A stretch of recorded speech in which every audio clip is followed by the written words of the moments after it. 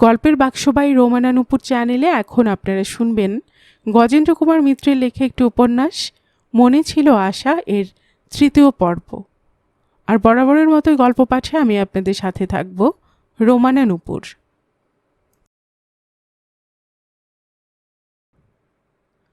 সেদিন অপরাহ্নে পড়াইতে বসিয়া নিজে ডাকিয়া সে দুটি ছোট ছেলেকে দুপাশে বসাইল এবং সামান্য একটা ছুতা করিয়া জ্যোৎস্নাকে কঠিন তিরস্কার করিল।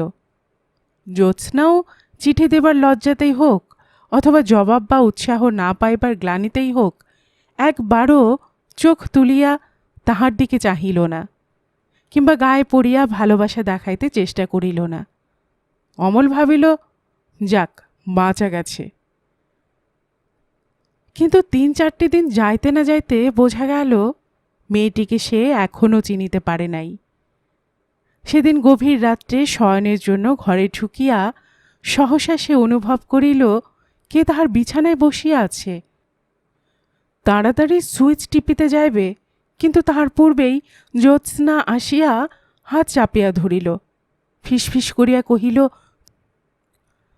চুপ, ভালো ভালো এসে বসো বলছি, নইলে ভালো হবে না। গোটা কত কথা আছে তোমার সঙ্গে। তাহার স্পর্ধা ও অসম সাহসিকতায় অমল স্তম্ভিত হইয়া গেল। ভয়ে তাহার সারা অঙ্গে ঘাম দেখা দিল, কিন্তু কোনো রকম প্রতিবাদ করিতেও ভরসায় কুলাইল না। আস্তে আস্তে তাহার সহিত আসিয়া বিছানাতে একধারে বসিয়া পড়িল। জ্যোৎস্না কহিল, আমার চিঠির জবাব দাওনি কেন? রাগে অমলের আপাদমস্তক জ্বলিয়া গেল। কহিল, আমার তো মাথা খারাপ হয়নি। জ্যোৎস্না জবাব দিল, তার মানে আমার হয়েছে? কিন্তু কেন তাই শুনতে পাই সাধু পুরুষ? আজকালকার ছেলেদের চিন্তা আমার বাকি নেই। তার মানে আমি কালো, কুৎসিত, আমাকে দেখলে তোমার ঘেন্না হয়, এই তো? নিজে কি আয়না একবার চেহারাটা দেখেছ? এইবার অমলের ধৈর্যচ্যুতি ঘটিল। সে কহিল, সে জমা করেছে তোমার তো দরকার নেই। একরত্তি মেয়ে, এত ডেপমি কেন? লুকিয়ে লুকিয়ে নভেল পড়ো আর এসব করো। প্রেম বানান করতে শেখবার আগেই প্রেম করতে চাও? এখনও ঢের বয়স পড়ে আছে, এরপর যত পারো প্রেম করো। এখন পড়াশুনোয় মন দাওগে। কোনো জবাব না দিয়া জ্যোৎস্না উঠিয়া দাঁড়াইল। অমল তখনও রাগে ফুলিতেছিল। সে পুনশ্চ কহিল, ফের যদি এসব মতলব দেখি, তোমার বাপ মা কিছু বলুন আর না বলুন, আমি চাপকে তোমায় লাল করে দেব। রাগে এবং অপমানে জ্যোৎস্নার মুখের চেহারাটা কিরকম দাঁড়াইয়াছিল তা অন্ধকারে বোঝা গেল না, কিন্তু গলার আওয়াজটা সাপের মতোই হিসহিস করিয়া উঠিল। সে বাহির হইয়া যাইবার আগে দাঁতে দাঁত চাপিয়া শুধু বলিয়া গেল, আচ্ছা, দেখা যাক। সে চলিয়া যাইবার পর অমল বহুক্ষণ চুপ করিয়া বিছানার উপর বসিয়া রহিল। অনেকক্ষণ এইভাবে বসিয়া থাকিবার পর উপরের ঘড়িতে ঢং করিয়া 1টা বাজার শব্দ শুনিয়া শুইয়া পড়িল, কিন্তু ঘুম আসিল না। এই মেয়েটির যে অসম সাহসের পরিচয় সে এইমাত্র পাইল, তাহাতে সে নিশ্চিত বুঝিতে পারিল যে ইহার অসাধ্য কিছুই নাই। তাহার উপর শেষের কথাগুলি যতই মনে পড়িতে লাগিল, ততই তাহার বুকের রক্ত হিম হইয়া যাইতে লাগিল। সে যে আরও কি করিবে, প্রতিহিংসা সাধনের জন্য আরও কত আয়োজন করিবে, তাহার স্থির কি? এসব ক্ষেত্রে মেয়েদের দোষ কেহই দেখে না। যাহা কিছু অপমান, লাঞ্ছনা ও দুর্নাম সব পুরুষদের। এই অপরিচিত স্থান হইতে শেষ পর্যন্ত কি মার খাইয়া যাইতে হইবে? তাহার গায়ে ঘাম দেখা দিল। সে আতঙ্কে ও দুশ্চিন্তায় বহুক্ষণ ছটফট করিয়া রাত্রি 2:30 নাগাদ উঠিয়া পড়িল। না, এই স্থানে থাকার চলিবে না, চলিয়া যাইতে হইবে, এবং আজই। সেই দিনে মাহিনের 10টি টাকা হাতে আসিয়াছে। 13 আনা পয়সা সম্বল করিয়া সে যখন পাটনে আসিতে পারিয়াছিল, তখন 20-22 টাকা লইয়া যে কোনো স্থানে যাইতে পারিবে। কিন্তু এখানে থাকা আর কোনো মতেই সমীচীন নহে। জ্যোৎস্নার সহিত গোপনে সন্ধি করিয়া লইলে সে এখনও অনেক দিন সৎসন্ধে থাকিতে পারে বটে, কিন্তু যে ভদ্রলোক তাহাকে একান্ত দুঃসময়ে আশ্রয় আহার দিয়াছিলেন তাহার অনিষ্ট সাধন সে কিছুতেই করিতে পারিবে না। তাহার চেয়ে এতদিন যেভাবে কাটিয়াছে আরও কিছুদিন না হয় সেইভাবেই কাটুক। সামান্য বিছানা ও তাহার নিজের অল্প দুই একখানি জামা কাপড়ের একটি পুটুলি লইয়া ভুবনবাবুর নামে 2 ছত্র চিঠি লিখিতে বসিল। তারপর বাহিরে তাহার লেখাপড়ার টেবিলের উপর চিঠিখানি রাখিয়া সে অন্ধকারে বাহির হইয়া পড়িল। তখনও রাস্তায় লোক চলাচল শুরু হয় নাই বটে, কিন্তু ময়দানের কাছাকাছি যাইতে তত রাত্রেই 2 একখানি টমটম নজরে পড়িল। সে একটি টমটম ডাকিয়া তাহাকে 4টি পয়সা কবুল করিয়া উঠিয়া বসিল, কারণ জনহীন পথে পুটুলি হাতে করিয়া গেলে অকারণে গোলমাল বা জবাবদিহির মধ্যে পড়িবার সম্ভাবনা। স্টেশনে পৌঁছিবার সময়ও সে কোথায় যাইবে কিছুই স্থির করিতে পারে নাই।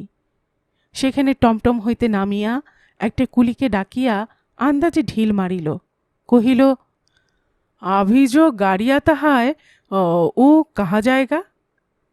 সে জবাব দিল, দিল্লি জায়গা, দিল্লি। দিল্লি, ইতিহাস প্রসিদ্ধ দিল্লি, ভারতবর্ষের রাজধানী দিল্লি। তাহাই হোক।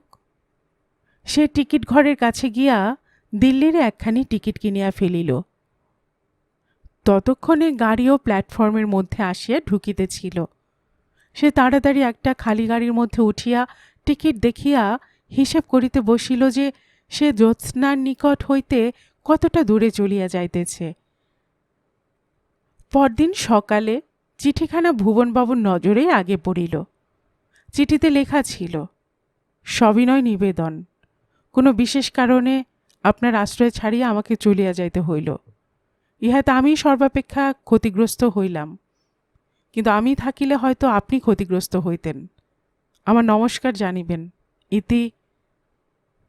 ভুবনবাবু রাজবালাকে চিঠিটা পড়িয়া শুনাইয়া বিস্মিত কণ্ঠে প্রশ্ন করিলেন, তার মানে? আমি তো কিছুই বুঝলাম না। রাজবালা কিছুক্ষণ স্তব্ধ হইয়া থাকিয়া কহিলেন, আমি সন্দেহ করেছিলুম, কিন্তু এতটা বুঝতে পারিনি। ভুবনবাবু কহিলেন, কি সন্দেহ? ব্যাপার কি? কিছু না। দেখো, আজ জ্যোৎস্নার স্কুলের গাড়ি এলে তুমি ফিরিয়ে দিও, ওকে আমি আর স্কুলে পাঠাবো না। ট্রেন স্টেশন ছাড়িয়া যাইবার পর অমল নিশ্চিন্ত হইয়া কামরার ভেতর দিকটায় দৃষ্টিপাত করিল। গাড়ি তার 2টি মাত্র আরোহী তখন। তাহাদের একজন মারোয়ারি, সারা বেঞ্চ জুড়িয়া বিছানা পাতিয়া আরামে নিদ্রা যাইতেছেন। যতক্ষণ ঘরে থাকেন ততক্ষণই ইহারা অর্থচিন্তা করেন বলিয়া ঘুমাইবার অবসর পান না। সেটা পোষায় লন ট্রেনে। যেখান হইতেই উঠুন এবং যতটুকুই যান না কেন, গাড়িতে উঠিলেই ঘুমাইতে শুরু করেন। আরেকটি বাঙালি ভদ্রলোক ছিলেন। তিনি ভোরবেলা উঠিয়াই একটি পকেট গীতা পাঠ করিয়া বোধ করি প্রাতকৃত্য সারিয়া লইলেন। এবার বেঞ্চের নিচে হইতে তামাকের সরঞ্জাম বাহির হইল। ভদ্রলোকের দীর্ঘ দেহ, রং হয়তো এককালে গোড়বর্ণই ছিল, এখন পুড়িয়া গিয়াছে। ফ্রেঞ্চ কাট দাড়ি, তার অধিকাংশই পাকা। পরনে উকিলদের মতো চোগা চাপকান। অমল মনে মনে ভাবিল যে হয়তো ভদ্রলোক উকিলই হইবেন। কলিকাতে ফুঁ দিতে দিতে সহসা মুখ তুলিয়া অমলের দিকে চাহিয়া বলিলেন, কি দেখছেন? তামাক খাচ্ছি তাই? বড় বদ অভ্যেস হয়ে গেছে, বিড়ি সিগারেটে আর চলে না। তারপর স্মিত প্রসন্ন মুখে হুকোর মাথায় কলিকাটি বসাইয়া 2-4টি টান দিয়া কহিলেন, কত দূর যাবে বাবা তুমি? তুমিই বলি, তুমি আমার নাতির বয়সী। অমল জবাব দিল, আগে টিকিট কেটেছি তো দিল্লির, তারপর এখন কোথায় গিয়ে পৌঁছই কে জানে। ভদ্রলোক মুখ হইতে হুকাটা নামাইয়া একবার অমলের আপাদ মস্তক নিরীক্ষণ করিয়া লইলেন। তারপর কহিলেন, বাড়ি থেকে পালিয়ে আসছো বুঝি বাবা? কিন্তু এ পথ তো ভালো নয়, ওতে শুধু কষ্ট পাওয়াই সার হয়। অমল লজ্জিতভাবে কহিল, আগে এখন পালিয়ে আসছি না, এসেছি অনেক দিন আগে, সেই থেকেই পথে আছি। ভদ্রলোক কিছুক্ষণ চোখ বুজিয়া তামাক টানিবার পর পুনশ্চ কহিলেন, দিল্লিতে যাচ্ছ কাজকর্মের চেষ্টায় নাকি? অমল ঘাড় নাড়িয়া জবাব দিল, হ্যাঁ। সুবিধে হবে? কি করে বলবো বলুন, তবে শুনেছি অনেক বাঙালি আছেন, হয়তো কিছু হলেও হতে পারে। কিচ্ছু হবে না। এ কি মারোয়ারি পেয়েছো যে মারোয়ারি দেখলেই একটা ব্যবস্থা করে দেবে? তাছাড়া তোমার বাড়ি পূর্ববঙ্গে হলেও বরং কথা ছিল, তো বাঙালদের আশ্রয় পেতে, ওদেরও এই গুণটা আছে। আরও কিছুক্ষণ তামাক টানিবার পর কহিলেন, আর ওদের দোষই বা কি? সকলেরই আবদার, চাকরি করে দাও, নিদেন ভালো টিউশনই দাও। ব্যবসা কেউ করবে না, যদি বা ধরে বেঁধে ব্যবসাতে নামিয়ে দেওয়া হলো, তো কিছুদিন থেকে 5 জনকে ডুবিয়ে বাঙালির মুখ পুড়িয়ে একদিন ডুবে মরবে। তুমি জানো না বাবা, কিন্তু আমি জানি। সকাল সন্ধেই অফিসে প্রত্যহ কত বাঙালির ছেলেকে তাড়াতে হয়, তার উপর দুপুরবেলায় মেয়েদের কাছেও 1 দফা আবেদন নিবেদন আছে। কারোর পথ খরচা হারিয়ে গেছে, কোনো বিধবা মেয়ের বিয়ে দিতে পারছেন না, কেউ বা রুগ্ন স্বামীর ওষুধপত্রের জন্য বেরিয়ে পড়েছে ভদ্রভাবে ভিক্ষে করতে। তারপরেও আর কি করে সহানুভূতি থাকে লোকের বলতো? অমল রীতিমতো দমিয়া গেল। শুষ্ক মুখে একবার মনে মনে স্মরণ করিয়া দেখিল তাহার আর কয়টি মাত্র টাকা সম্বল আছে। এই সামান্য অর্থের উপর নির্ভর করিয়া দূর বিদেশে কতদিন চলিবে কে জানে। তাহার পর অনেকক্ষণ ভাবিয়াও যখন কোনো হদিস পাওয়া গেল না, তখন সে জোর করিয়া প্রসঙ্গান্তরে যাইবার চেষ্টা করিল। প্রশ্ন করিল, আপনি কি করেন? ততক্ষণে তাহার তামাক খাওয়া শেষ হইয়াছে। তিনি কলিকার ছাইটা ফেলিয়া দিয়া হুকাটি নামাইয়া রাখিলেন। তাহার পর অল্প কিছুক্ষণ স্নিগ্ধ দৃষ্টিতে তাহার দিকে চাহিয়া কহিলেন, জোচ্চরি।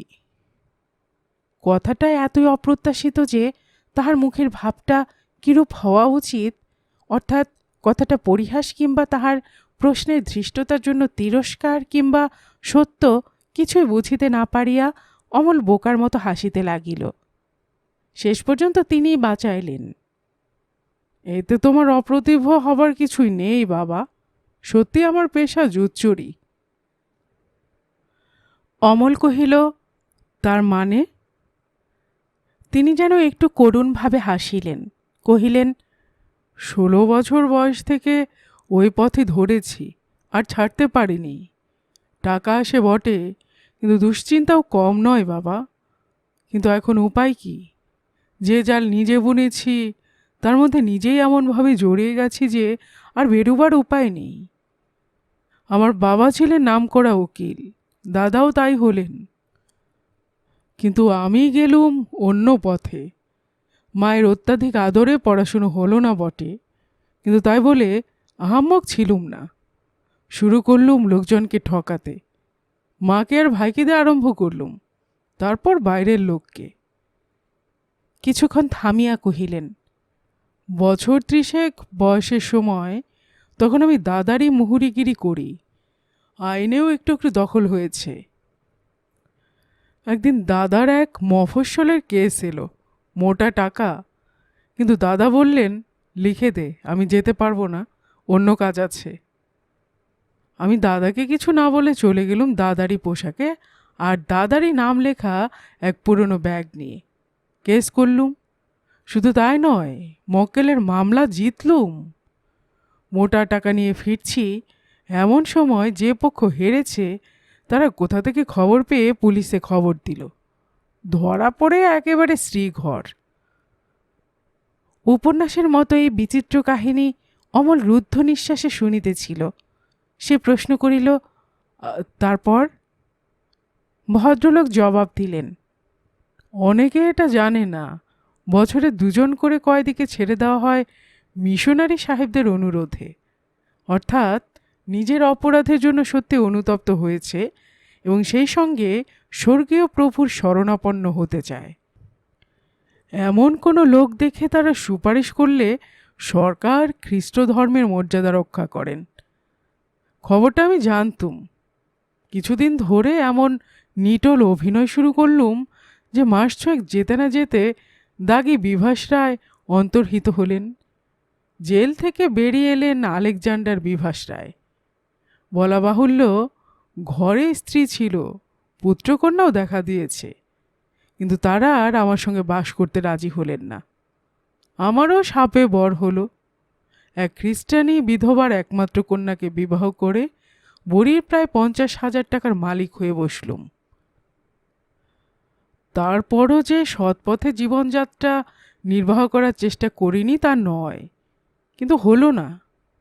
3-4 রকম ব্যবসা করতে গেলুম, কিছুই হলো না। শাশুড়ি ঠাকুরনের যে কটি টাকা ছিল সে কটি শুধু গেল। তখন আবার জোচ্চুরি ধরলুম। দেশে একটা স্কুল খুলেছি সমস্ত রকম শিল্প ও সাধারণ লেখাপড়া শেখাবার জন্য। এখন কাজ শুধু তারই নাম করে সাহেব সুবোদের কাছ থেকে মোটা চাঁদা আদায় করা। অমল এতক্ষণ পরে কথা কহিল, প্রশ্ন করিল, চাঁদা পাচ্ছেন? পাচ্ছি বই কি। দেখো বাপু, নিজের জন্য ভিক্ষে করতে গেলে মাথা হেট করে যেতে হয়, সেখানে মেলেও কচু। কিন্তু পরের জন্য ভিক্ষে করতে নিজের তো কোনো লজ্জাই নেই, বরং যে দিতে না পারে সেই লজ্জিত হয়। বেশ আছি, আমি রেক্টর আর আমার স্ত্রী লেডি সুপারিনটেন্ডেন্ট। মোটা মাইনে দুজনের নামে। চিফ জাস্টিস ম্যাকগ্রেগর সাহেব বলতেন, পরোপকারের নামে জোচ্চুরি করা ভালো, তবু যারা দেয় তাদের উপকার হয়। ভদ্রলোক আবার তামাক ধরাইলেন। তারপর 5টা এ কথা সে কথা কহিবার পর কহিলেন, তুমি লেখাপড়া কতদূর শিখেছ বাবা? অমল একটু লজ্জিতভাবে কহিল, ম্যাট্রিক পাস করেছিলুম, তারপর আর অর্থাভাবে পড়া হয়নি।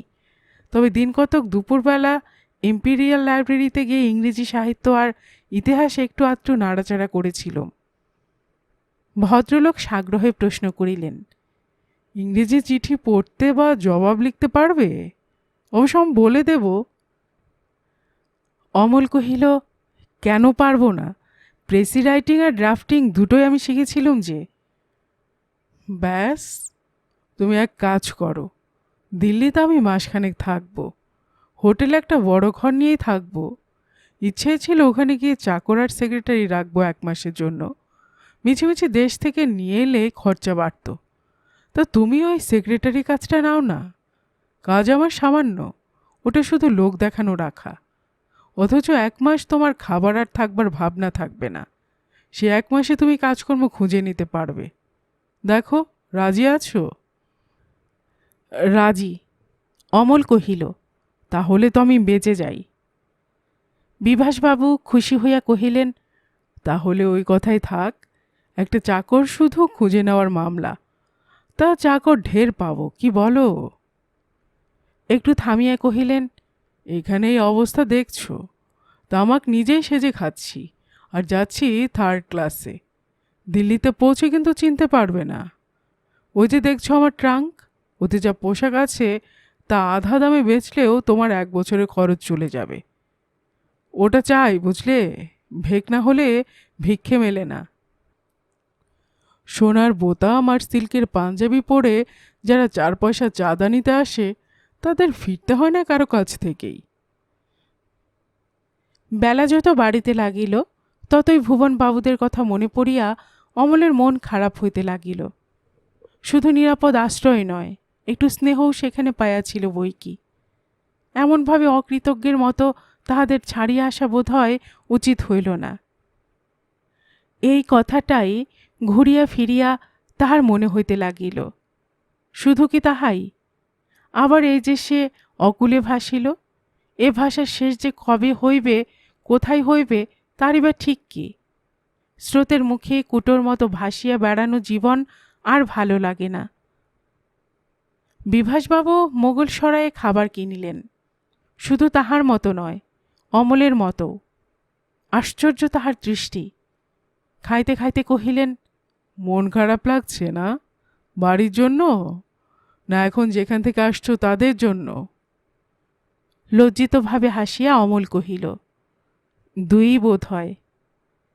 বিভাসবাবু কহিলেন, ওটা ভালো নয়। এ পৃথিবীর মুসাফিরিতে পেছনের দিকে ফিরে কখনো চাইবে না, বুঝলে? তাহলে দুঃখ পেতে হবে। মহাভারত পড়েছ তো? যুধিষ্ঠিরের মহাযাত্রা মনে আছে?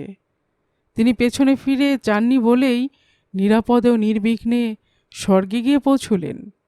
বাকি সকলের পতন হলো। এই দেখছো, তোমার জন্য খাবার কিনলুম, তোমাকে আশ্রয় দেব বললুম, কিন্তু এই মুহূর্তে রেলে কলিশন হয়ে যদি তোমার মৃত্যু হয় আর আমি বেঁচে থাকি, তাহলে তোমার জন্য একটু দুঃখিত হব না। নিজের জন্যই অদৃষ্টকে ধন্যবাদ দেব। অমল কথাটা শুনিয়া শিহরিয়া উঠিল, কিন্তু তাহার বিস্ময় লক্ষ্য করিয়া বিভাসবাবু হাসিলেন মাত্র। তাহার প্রশান্ত মুখে লজ্জা বা দুঃখের কোনো স্থান নাই। কহিলেন, দুঃখ পাবে বাবা তুমি। ঘর ছেড়ে যখন বেরিয়েছ তখন পথকেই তোমার আপন বলে চিনে নিতে হবে। পথে তো আত্মীয় নেই। দিল্লিতে পৌঁছিয়া বিভাসবাবু হাঁকডাক করিয়া কুলি ডাকিলেন। কুলির সঙ্গে হোটেলের প্রতিনিধিরা চারদিক হইতে আসিয়া ঘিরিয়া ধরিল। তিনি কিন্তু কোনরূপ ইতস্তত না করিয়া একটা হোটেলকে বাছিয়া লইলেন এবং দৈনিক 4 টাকা ভাড়ায় একটা ঘর লইবেন জানাইলেন। ট্যাক্সিতে চাপিয়া হোটেলে যাইতে যাইতে পক্ষপাতের কারণটা খুলিয়া বলিলেন। প্রথম যখন দিল্লিতে আসি তখন এই বেটারা ভয়ানক ঠকিয়েছিল। প্রায় 50 টাকা ফাঁকি দিয়ে নিয়েছিল। আমিও তার পরের বছর এসে এদের প্রায় 150 টাকার বিল করে দিয়ে সরে পড়েছিলাম। সেই জন্যই এবার যাচ্ছি। আহা, বেচারাদের কিছু পাওয়া উচিত নয় কি? অমল বিস্মিত হইয়া কহিল, কিন্তু এখন যদি সেবারের টাকা চেয়ে বসে? কিছুমাত্র বিচলিত না হইয়া বিভাসবাবু কহিলেন, তারপর বছর 7 কেটেছে, সে এতদিনে তামাদি হয়ে গেছে। দিল্লির সর্বপ্রধান বাজার চাঁদনি চকের উপরে হোটেল। রাস্তার দিকে বাথরুম শুদ্ধ প্রকাণ্ড একটা ঘর বিভাসবাবুকে দেওয়া হইল। তাহারই মধ্যে 2টি খাট, একটিতে বিভাসবাবু থাকিবেন ও একটি অমলের। আলো পাখা শুদ্ধ দৈনিক 4 টাকা ভাড়া, আহারাদি স্বতন্ত্র। বিভাসবাবু স্নানের পর যখন পোশাকের বাক্স খুলিলেন তখন অমল রীতিমতো বিস্মিত হইল। বহুমূল্য শালের চোগা চাপকান, দামি সাহেব বাড়ির স্যুট হইতে আরম্ভ করিয়া গরদের ধুতি পাঞ্জাবি সবই তাহাতে ছিল। ইহাদের মূল্য সম্বন্ধে তাহার স্পষ্ট কোনো ধারণা নাই সত্য কথা, কিন্তু তাহা যে কম নয় এই কথাটা সেদিকে একবার মাত্র চাহিলেই বোঝা যায়। অনেকক্ষণ ভাবিয়া তিনি একটা সাহেবী পোশাকই পরিলেন। তারপর কতগুলি ছাপানো আবেদনপত্র বাহির করিয়া ছোট্ট একটি চামড়ার হ্যান্ডব্যাগের মধ্যে ভরিয়া লইয়া যাত্রার জন্য প্রস্তুত হইলেন। আবেদনপত্র বিশেষ কিছুই নয়। বিভাসবাবুর স্কুল যেখানে, সেখানে একটা গির্জা প্রস্তুত করা বিশেষ প্রয়োজন এবং সেই মহৎ উদ্দেশ্যে সামান্য কিছু সাহায্য প্রার্থনা করা হইতেছে মাত্র। ঘণ্টা হিসেবে একটা গাড়ি ঠিক করিয়া বিভাসবাবু বাহির হইয়া পড়িলেন। যাইবার সময় বলিয়া গেলেন, তুমি এখন 2-3 ঘণ্টা বিশ্রাম করো, নয়তো ঘুরে ফিরে শহরটা দেখে এসো। আমি সেই বেলা 1টা নাগাদ ফিরব। অমল তাহার সঙ্গে সঙ্গে নিচে পর্যন্ত নামিয়া আসিল এবং সবিস্ময়ে দেখিল যে তিনি গাড়িতে বসিয়া পকেট হইতে পূর্ব দিনকার গীতাটি বাহির করিয়া নিবিষ্ট চিত্তে পড়িতে পড়িতে চলিলেন গির্জা নির্মাণের জন্য অর্থ সংগ্রহ করিতে। প্রকৃতপক্ষে অমলের বিশেষ কোনো কাজই ছিল না। কোনোদিন হয়তো কোথাও চিঠি লিখিয়া পাঠাইবার দরকার হইলে কিংবা একই সময়ে 2 জায়গায় ইন্টারভিউ থাকিলে বিভাসবাবু অমলকে ডাকিতেন। নচেত সে সমস্ত সময়টা নিজের ভাগ্য অন্বেষণে ঘুরিয়া বেড়াইত। কিন্তু 1 মাস সময় দ্রুত শেষ হয়ে আসিল। অমলের কোনো উপায় হইল না। ম্যাট্রিক পাস বাঙালি যুবককে সরকারি অফিসে চাকুরি দেওয়া সাধ্যাতীত, এই কথাই সকলে সবিনয়ে জানাইল। অনেকেই পরামর্শ দিলেন ব্যবসা করো, কিন্তু তাহার মূলধন কোথা হইতে আসিবে এই সন্ধান কেহই দিতে পারিলেন না। কেহ কেহ বলিলেন যে তাহারা অল্প স্বল্প মূলধন দিয়াও বহু লোককে সাহায্য করিয়াছেন, কিন্তু প্রত্যেকেই তাহাদের ঠকাইয়াছে, সুতরাং ইত্যাদি। নিউ দিল্লির জনহীন মরুভূমি তুল্য রাজপথে ঘুরিয়া ঘুরিয়া অমল প্রথম বুঝিল কেন তাহার বাবা সামান্য 25 টাকা বেতনেই সারা জীবন কাটাইয়া দিলেন, তবু বড় কিছু করিবার চেষ্টা করিলেন না। শেষ পর্যন্ত সে টিউশনের চেষ্টা দেখিল, কিন্তু তাহাতেও বিশেষ কিছু সুবিধা হইল না। প্রায় প্রত্যেক কেরানির গৃহেই 2-1 জন বেকার যুবক আছে, যাহারা লাইফ ইন্স্যুরেন্স ও ছেলে পড়ানোর দ্বারা সিনেমার খরচা চালাইতে যায়। হয়তো গান জানা থাকিলে কিছু সুবিধা হইত, কিন্তু সে কথা ভাবিয়া ফল কি? অমল মন স্থির করিবার পূর্বেই কিন্তু বিভাসবাবুর ফিরিবার সময় হইল। তিনি কোনো দিনই কিছু জিজ্ঞাসা করেন নাই, কিন্তু তাহার মুখ দেখিয়া ফলটা অনুমান করিতে পারিয়াছিলেন।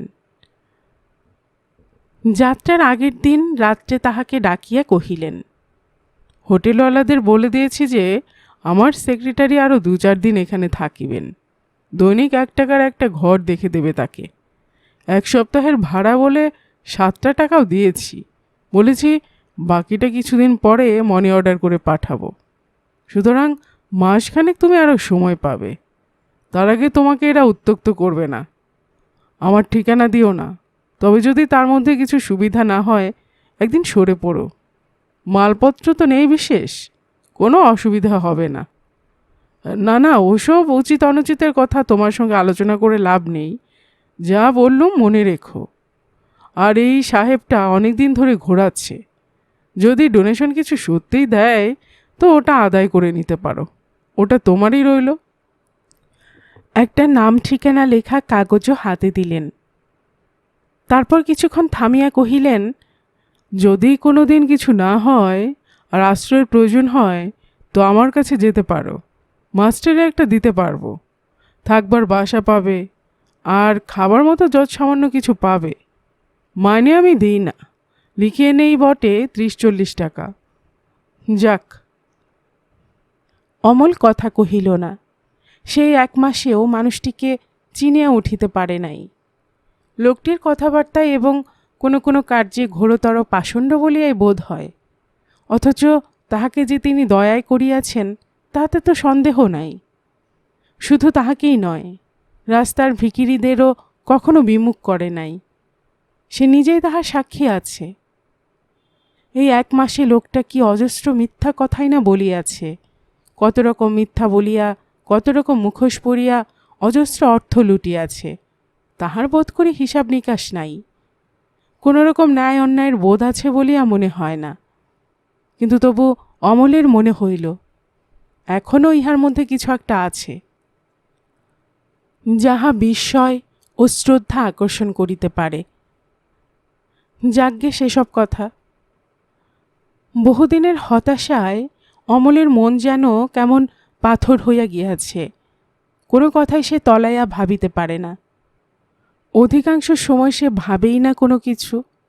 মন সম্পূর্ণ নিষ্ক্রিয় অবস্থায় অলস স্বপ্নের জাল বুনিয়া যায়। বাল্যকালের কথা এলোমেলোভাবে মনে পড়ে। জীবনে যে সব আশা ছিল সেই সব স্বপ্নের কথা মনে হয়, এই মাত্র। দিল্লিতে আর কিছু সুরাহা হইবার সম্ভাবনা নাই তাহা সে বুঝিয়াছে। কিন্তু তবু কি বা করিবে? অভ্যাসের বশে প্রত্যহ সকাল সন্ধ্যায় বাহির হয়। কোনো কোনো দিন কাহাকেও খুঁজিয়া বাহির করে, চাকুরি কিংবা টিউশনের আবেদন জানায়। কোনো দিন বা এমনি লক্ষ্যহীনভাবে ঘুরিয়া বেড়ায়। কোনো আশা নাই, আশঙ্কাও যেন সে ছাড়িয়া দিয়াছে। হোটেলের বিল বাড়িতে লাগিল। থাকা এবং খাওয়া সে বিভাসবাবুর পরামর্শ অনুসারে খাওয়াটাও হোটেলেই চালাইত। 2 টাকার কম হয় না। 1 সপ্তাহ 2 সপ্তাহ পড়িতে হোটেলওয়ালারা কিছু চঞ্চল হইয়া পড়িল। তখনও অমল ঠিক করিয়া উঠিতে পারে নাই কি করিবে। সে মানসিক নিষ্ক্রিয়তার মধ্যেই সহসা এক কাণ্ড করিয়া বসিল।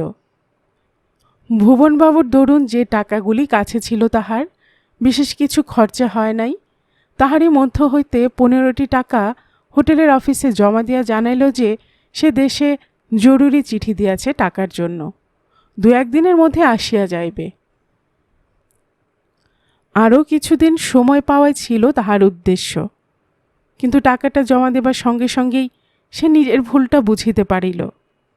এখানে থাকার কোনো ব্যবস্থা হইল না, অথচ আর কোথাও যাইবার পথও একেবারে বন্ধ হইয়া গেল। এই সহজ সত্যটা উপলব্ধি করিয়া সে ভয়ে কাঠ হইয়া উঠিল। সর্বনাশের সামনাসামনি দাঁড়াইয়া তাহার মনের জড়তা অনেকখানি কাটিয়া গেল। তারপর 7টা দিন সে দিল্লির প্রতিটি গলি চষিয়া ফেলিল। যা হোক কিছু কাজ চাই, যত সামান্যই হোক। কিন্তু অনেক চেষ্টা করিয়া 7ম দিনের দিন যখন 2টি গোটা 5-6 টাকা হিসাবের ছেলে পড়ানোর কাজ সংগ্রহ করিতে পারিল, তখন হোটেলওয়ালারা রীতিমতো রূঢ় হইয়া উঠিয়াছে। কাজ একটি টিমারপুর, একটি নিউ দিল্লিতে, অর্থাৎ সকালে বিকেলে হাঁটিয়া যাইতেই শুধু ঘণ্টা 3-4 সময় বাজে নষ্ট হইবে। কিন্তু তাহাতেও ক্ষতি ছিল না, যদি 1 মাস আর কোথাও কাটাইবার উপায় থাকিত। হোটেলওয়ালারা থাকিতে দিবে না, অথচ আর কোথাও বাসা করিয়া থাকিয়া 1 মাস কাটাইবার মতো পয়সা কোথায় হাতে? 1 মাসের পর মাহিনা আদায় হইবে, হয়তো আরও 2-4 দিন পরে। তাহা ছাড়া হোটেলের টাকা মারিয়া দিল্লিতে যদি সে বাসা লইয়া থাকে, একদিন না একদিন হোটেলওয়ালাদের চোখ পড়িবেই। তাহার পরের অবস্থাটা কল্পনা করিয়া সে ঘামিয়া উঠিল। ভুবনবাবুর বাড়ি ছাড়িয়া আসা তাহার পক্ষে কতদূর মূর্খতার কাজ হইয়াছে তাহা পরিপূর্ণভাবে উপলব্ধি করিয়া ধিক্কারে তাহার মন ভরিয়া উঠিল। সেদিন সে অনেক রাত্রে হোটেলে ফিরিল। ইচ্ছে ছিল যে সকলের অলক্ষ্যে কোনো মতে ঘরে ঢুকিয়া শুইয়া থাকিবে, আহারাদের নামও করিবে না। কিন্তু ঘরে ঢুকিয়া আলো জ্বালিবে কিনা স্থির করিবার পূর্বেই ম্যানেজারও দ্বারপ্রান্তে আসিয়া দেখা দিলেন। বোধ করি তাহার অপেক্ষায় এই বাহিরেই কোথাও দাঁড়াইয়াছিলেন। অগত্যা অমলকে আলো জ্বালিতে হইল। তিনি ঘরে ঢুকিয়াই প্রশ্ন করিলেন, কেও বাবাজি, তার কা জবাব মিলা? অমল তাহার আগের দিনই বলিয়াছিল যে সে মনিবের কাছে টেলিগ্রাফ পাঠাইয়াছে, সুতরাং ঢোক গিলিয়া জবাব দিল, নেহি, ফিন কাল একটু ভেজেঙ্গে। ম্যানেজারের মুখ কঠিন হইয়া উঠিল। কহিলেন, হামকো পাত্তা লিখ দিজিয়ে, হাম খুদ ভেজ দেঙ্গে কাল। অমলের মুখ শুকাইয়া উঠিল। সে কহিল, আচ্ছা, কাল লিখ দেঙ্গে। কিন্তু ম্যানেজার নাছোড়বান্দা, তিনি কহিলেন, আজ লিখ দেনে মে ক্যা হর্জা হায়, লিজিয়ে পেন্সিল, কাগজ ভি হায় হামারা পাস। বিভাসবাবুর অনুরোধ অমলের মনে পড়িল। যে লোকটা 2 দিনের জন্য তাহার উপকার করিয়াছে, তাহার অপকার করা কিছুতেই উচিত হইবে না। বরং তাহাতে যদি নিজেকে বিপদগ্রস্ত হইতে হয় তো সেও ভালো। সে কাগজটা লইয়া মরিয়াভাবে যে ঠিকানাটা পেন্সিলের ডগায় বাহির হইল তাহাই লিখিয়া দিল। তারপর ম্যানেজার বিদায় লইলে আলো নিভাইয়া বিছানায় শুইয়া পড়িল। কিন্তু ঘুমের কল্পনা সেদিন একেবারেই দুরাশা। ভয়ে বিভ্রান্ত হইয়া এইমাত্র সে যে মিথ্যা ঠিকানাটি লিখিয়া দিল তাহার জবাবদিহি করিবার সময় আসিবে কাল সন্ধ্যার পূর্বেই, যখন হোটেলওয়ালাদের টেলিগ্রামখানি ফিরিয়া আসিবে। তাহার পরে যে লাঞ্ছনা তাহাকে সহিতে হইবে সে কথা সে ভাবিতেও পারিল না। হয়তোবা পুলিশেই দেবে। এতদিন যে তাহারা সহ্য করিয়াছে এবং নিজেদের খরচে তার পাঠাইতে চাহিতেছে, সে শুধু বিভাসবাবু সম্প্রতি অনেকগুলি টাকা দিয়া গিয়াছেন সেই কথাটা মনে করিয়াই। কিন্তু তাহার পর অতি দ্রুত জেলো হাতকড়ার একটা অস্পষ্ট ছবি তাহার চোখের সম্মুখ দিয়া ভাসিয়া গেল এবং সঙ্গে সঙ্গে তাহার কপালে ঘাম দেখা দিল। সে স্থির হইয়া শুইয়া থাকিতে না পারিয়া বিছানার উপর উঠিয়া বসিল। কাল মধ্যাহ্নের পূর্বেই তাহাকে পলাইতে হইবে, যেমন করিয়াই হোক। কিন্তু কোনো উপায়ের কথাই তাহার মনে পড়িল না। পকেটে কয়েকানা মাত্র পয়সা অবশিষ্ট আছে, তাহাতে কোথাও যাওয়া তো দূরের কথা, 2 দিনের বেশি খোরাকেই চলে না। যতদিন সে বাড়ি হইতে বাহির হইয়াছে তাহার মধ্যে এমন অবস্থায় তাহাকে কোনো দিন পড়িতে হয় নাই। ঘণ্টাখানেক চুপ করিয়া বসিয়া থাকিবার পর সে বাহিরের বারান্দায় আসিয়া দাঁড়াইল। আত্মহত্যা ছাড়া আর কোনো পথ, কোনো রাস্তা খোলা নাই। শেষ পর্যন্ত হয়তো আত্মহত্যাই করিতে হইবে। কতকটা স্বপ্নাবিষ্টের মতো সে 2-1 পা অগ্রসর হইল। তাহার পাশের ঘরের 2খানি ঘর পরেই বড় একটা 4 টাকাওয়ালা ঘর। সেই ঘরে কোথাকার এক ছোকরা রাজা আসিয়াছেন আজ 2 দিন, এ সংবাদ সে পূর্বেই পাইয়াছিল। অকস্মাৎ সেই ঘরের সামনে আসিয়া সে দাঁড়াইয়া গেল। ঘরের বারান্দার দিকের এবং ভেতরের দিকের 2টি দরজাই খোলা। নেয়ারের খাটে রাজা বাহাদুর ঘুমাইতেছেন, আর দ্বিতীয় কোনো প্রাণী নেই। ঘরে সামান্য যে রাস্তার আলোর আভাস আসিয়া পড়িয়াছিল তার অস্পষ্টতার মধ্যেও পরিষ্কার নজরে পড়িল রাজা বাহাদুরের কোটটা দুয়ারের পাশে আলনাতে টাঙানো এবং তার বুক পকেটে মানিব্যাগের মতো কি একটা ঠেলিয়া বাহির হইয়া আছে। সহসা অমলের বুকের মধ্যে ধক ধক করিয়া উঠিল, তাহার মাথা ঝিমঝিম করিতে লাগিল। যে চিন্তা তখনও তাহার মাথায় আসে নাই, শুধু মনের মধ্যে আকার ধারণ করিতেছে মাত্র। তাহারই ইঙ্গিতে সে মূর্ছাতুর হইয়া উঠিল। এ কথা যে কোনোদিন তাহার মনে আসিতে পারে তাহা সে মুহূর্ত কয়েক পূর্বেও বিশ্বাস করিতে পারিত না, এবং হয়তো দুঃস্বপ্নের মতো কয়েক মুহূর্ত পরেও অবিশ্বাস্য হইয়া থাকিবে। কিন্তু এই ক্ষণটিতে অকস্মাৎ সেই অতি হীন প্রবৃত্তি মনের মধ্যে প্রবল হইয়া উঠিল। সমস্ত শিক্ষা, সমস্ত বিবেক ছাড়াইয়া একটা চিন্তা মনের মধ্যে সর্বপ্রধান হইয়া উঠিল যে আত্মহত্যা ছাড়া আর এই একটিমাত্র পথই এখনো খোলা আছে। মানুষের নিজের জীবন রক্ষার যে দুর্নিবার ইচ্ছা মানুষের সহজাত, সেই ইচ্ছারই জয় হইল।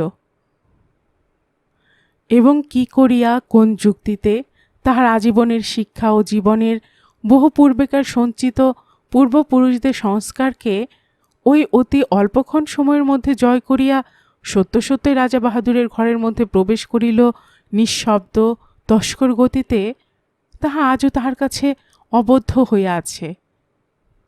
তবে সত্য সত্যই সে সেই জামাটার কাছে গিয়া দাঁড়াইল। ঘরের আবহাওয়ায় প্রচুর মদের গন্ধ মদ্যপ গৃহস্বামীর গভীর নিদ্রার কথা জানাইয়া দিল। তবু অমলের বুকে হাতুড়ির ঘা পড়িতেছিল, হাত কাঁপিতেছিল থরথর করিয়া। সে কোনো মতে মানিব্যাগটা বাহির করিয়া খুলিয়া ফেলিতেই ভেতরে এক তাড়া নতুন নোট খসখস করিয়া উঠিল। সে আন্দাজে খান 3-4 নোট বাহির করিয়া কোনো মতে নিজের জামার পকেটে পুরিল এবং ব্যাগটি আবার যথাস্থানে রাখিয়া দিয়া বারান্দায় বাহির হইয়া আসিল। সেখান হইতে নিজের ঘরে পৌঁছিতে মনে হইল যেন 1 যুগ সময় লাগিল। ঘরের মধ্যে ঢুকিয়া নোট কখানা হাতের মধ্যে মুঠা করিয়া সে বিছানায় অর্ধমূর্ছিতভাবেই শুইয়া পড়িল। যখন তাহার মনের এবং দেহের আবার সক্রিয় অবস্থা ফিরিয়া আসিল তখন ভোর হওয়ার আর বিলম্ব নাই। আর সম্বিত ফিরিবার পর প্রথমেই যে চিন্তা তাহার মনে দেখা দিল তাহা হইতেছে অপরিসীম ধিক্কার ও আত্মগ্লানি। দেহের প্রতি রক্তকণ একসঙ্গে বলিয়া উঠিল, ছি, তুমি চোর। সে ভদ্র সন্তান, দরিদ্র হইলেও উচ্চ বংশে তাহার জন্ম। আজীবন সে শুনিয়া আসিয়াছে যে চুরি করার মতো হীন কাজ ভদ্র সন্তানের পক্ষে আর নাই। দাঁড়ে দাঁড়ে ভিক্ষা করা ভালো, মোট পাওয়া ভালো, কিন্তু চুরি করা কিছুতেই কোনো মতেই শ্রেয় নহে। কিন্তু আজ সে সেই সমস্ত শিক্ষা, পূর্বপুরুষদের সমস্ত কৃচ্ছ সাধনের গৌরবকে হেলায় তুচ্ছ করিল। তবু তাহার আগে মরিতে পারিল না। একবার ভাবিল ফিরাইয়া দেই, কিন্তু পরক্ষণেই বুঝিল নিঃশব্দে চুরি করা বরং সম্ভব, কিন্তু এখন গিয়া পুনরায় সকলের অজ্ঞাতসারে ফিরাইয়া দেওয়া আরও কঠিন। বহুক্ষণ কিংকর্তব্য বিমূঢ়ভাবে সে বিছানার উপরেই বসিয়া রহিল। তারপর মুখ হাত ধুইবার ওছিলায় সে একবার রাজা বাহাদুরের ঘরের সম্মুখ দিয়া হাঁটিয়া চলিয়া গেল। রাজা বাহাদুর তখনও ঘুমাইতেছেন, খুব সম্ভব আরও 2-3 ঘণ্টা ঘুমাইবেন। এখনও সরিয়া পড়িতে পারিলে তাহার ঘুম ভাঙিবার আগেই পূর্বগামী ট্রেন হয়তো একটা পাওয়া যাইতে পারে। কিন্তু তাহার চুরি ধরা পড়িবার সঙ্গে সঙ্গে তাহার অদৃশ্য হওয়াটা কি 2 আর 2 যোগ করার মতোই সকলের চোখে সহজে ধরা পড়িবে না? মানুষ যখন একবার একটা পাপ কাজ করিয়া ফেলে, তখন তাহার আনুষঙ্গিক চিন্তা বা কাজগুলিকেও সহজে মানিয়া লয়। অমলেরও তাহাই হইল। ইতিমধ্যে সে তাহার মনকে প্রবোধ দিবার চেষ্টা করিল যে 10 টাকার নোটের নম্বর থাকে না, সুতরাং সে যদি হোটেলে বলিয়া থাকে তাহা হইলে চুরি ধরা পড়িলেও তাহাকে ধরিবে কি করিয়া। এবং এমন কথাও তাহার মনে আসিতে বাধিল না যে ওই মদ্যপের হাতে টাকাটা থাকিলে তো বাজে খরচ হইতই, বরং তাহার হাতে টাকাটা পড়িলে একটা মানুষের জীবন রক্ষার কাজে লাগিবে বলিয়াই ভগবান তাহাকে দিয়া এই কাজ করাইয়াছেন। কিন্তু তবুও সে ঘরে আসিয়া নিশ্চিন্ত হইয়া বসিয়া থাকিতে পারিল না। কম্পিত বক্ষে রাজা বাহাদুরের ঘুম ভাঙিবার অপেক্ষা করিতে লাগিল। তাহার সেই সময়কার পাংশু বিবর্ণ মুখ ও অস্থির ভাব দেখিলে যে কোনো পুলিশের লোক বুঝিতে পারিত যে সে কোনো একটা অত্যন্ত গর্হিত কার্য করিয়া প্রতি মুহূর্তেই তাহার অবশ্যম্ভাবী প্রতিফলের আশা করিতেছে।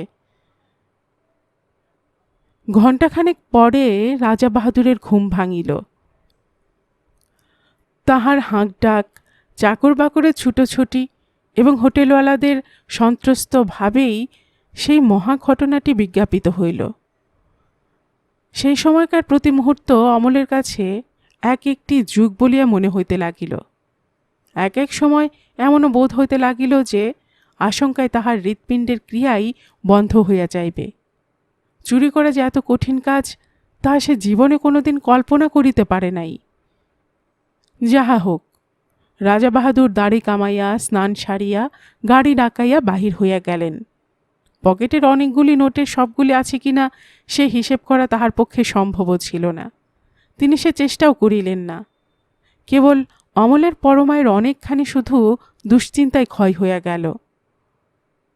কিন্তু সে একটু সুস্থ হইয়াই যাত্রার জন্য প্রস্তুত হইল। স্নান সারিয়া শেষবার হোটেলের অন্ন গ্রহণ করিল। বিভাসবাবুর মতে যে সর্বাপেক্ষা সার, ইহা সে এই কদিনে নিজের মনের মধ্যে অনুভব করিয়া লইয়াছিল। সেই জন্য হোটেলের চাকর বাকরদের স্পষ্ট অবজ্ঞা হজম করিয়াও অনায়াসে সে সেদিনও সেখানের খাবারই আনাইয়া লইল।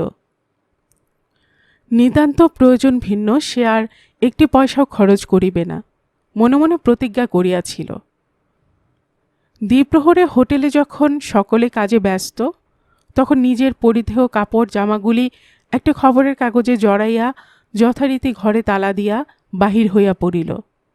রাস্তায় বাহির হইয়া ট্রামে চড়িয়া বসিতে কিছুটা নিশ্চিন্ত হইল বটে, কিন্তু তাহার বক্ষ ভেদ করিয়া একটা দীর্ঘ নিঃশ্বাসও বাহির হইয়া আসিল।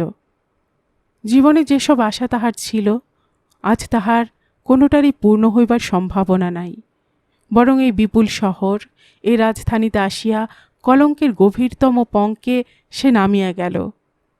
জীবনে যদি কখনো সে প্রচুর অর্থ উপার্জন করে, তাহা হইলেও এই কলঙ্ক কখনোই মুছিবে না। স্টেশনে পৌঁছিয়া দেখিল যে ঘণ্টাখানেকের মধ্যেই কলিকাতাগামী একটা ট্রেন ছাড়িবে। সে কম্পিত বক্ষে একখানা টিকিট কিনিয়া কোনো মতে একটা 3rd ক্লাস কামরায় ঢুকিয়া পড়িল। ভয় তাহার হোটেলওয়ালাদের। যদি কোনো গাইড তাহাকে কলিকাতাগামী গাড়িতে চড়িয়া বসিতে দেখে, তাহা হইলে কি অবস্থা হইবে তাহা কল্পনা করিয়াই অমলের ললাটে ঘাম দেখা দিল। লাঞ্ছনার তো অবধি থাকিবে না, উপরন্তু হয়তো হাজতে যাইতে হইবে। কিন্তু কোনো মতে সে 1 ঘণ্টা সময়ও কাটিয়া গেল এবং এক সময়ে সত্যি ট্রেনখানা দিল্লির প্ল্যাটফর্ম পার হইয়া চলিতে শুরু করিল। একটা লোক একটা বড় শহরে প্রাণপণ চেষ্টায় ঘুরিলেও অন্য সংস্থান করিতে পারে না, এ কথা কিছুদিন আগে পর্যন্ত বোধ হয় সে বিশ্বাস করিতে পারিত না। কিন্তু আজ আর সে বিষয়ে সংশয় নাই। আজ সেই ক্রমবিলীয়মান শহরের দিকে চাহিয়া অকস্মাৎ দুই চোখ জ্বালা করিয়া জলে ভরিয়া আসিল। আজ মনে হইল মা বাপ ভাই বোনের মধ্যে থাকিয়া 25 টাকা আয়ও অনেক সুখের হইত। গল্পের বাক্সবাই রোমানানুপুর চ্যানেলে এতক্ষণ আপনারা শুনছিলেন গজেন্দ্র কুমার মিত্রের লেখা একটি উপন্যাস মনে ছিল আশা এর 3য় পর্ব। আর এতক্ষণ গল্প পড়ে শোনাচ্ছিলাম আমি রোমানানুপুর।